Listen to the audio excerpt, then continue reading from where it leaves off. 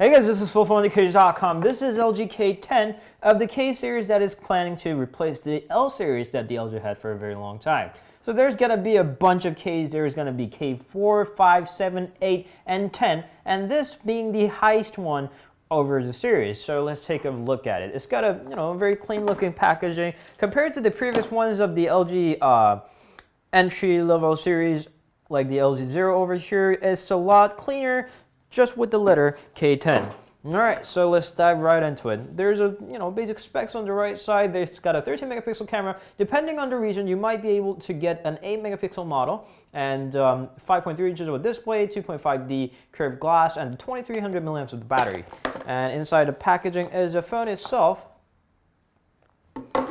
and a bunch of others, including the manual.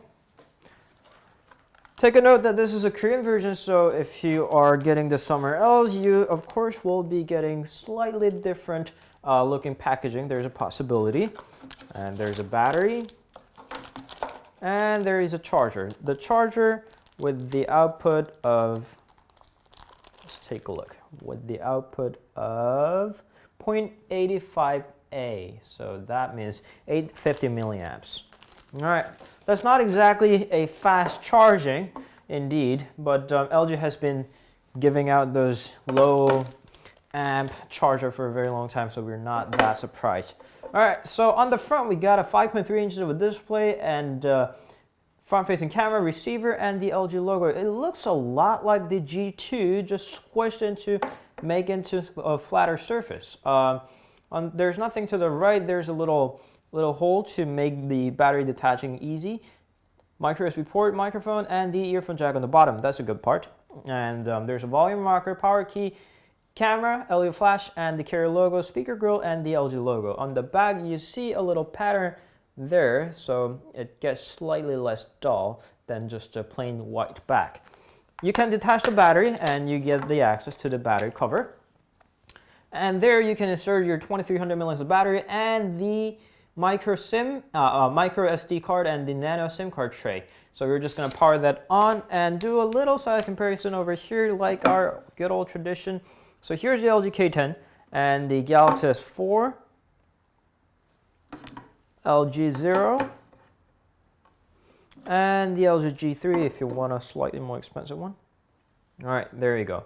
One thing that I am concerned about is the battery capacity. It has 5.3 inches of display, yet 2300 milliamps of battery, while the competitor, likely the Galaxy J5, has 5.0 inches of a display, which is smaller, but a larger battery of 2600 milliamps.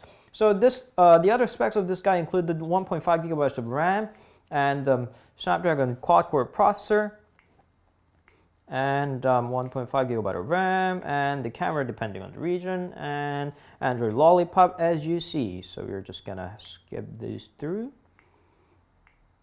And here we go to the launcher. So LG was very proud of their user interface, that they put the gesture shot. You just put that you can take a picture with your hand gestures. And as I see, the screen panel, the display panel doesn't really look like a particularly good one, but I guess we can't really expect that from a $250 of a phone. And to the software info, it's got Android 5.1.1. That's pretty general. And that's pretty much it.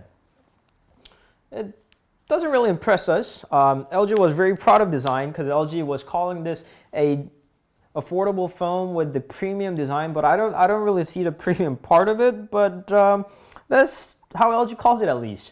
Anyway, so this is a affordable entry-level budget smartphone from LG. It's called the K10. We'll have to spend some time with it, and we'll get back to it with the review very soon. So if you're interested in the K series of the LG, stay tuned. Don't forget to subscribe. We got Instagram, Facebook, Twitter, and Google+, and we'll hopefully see you there. Until then, ciao.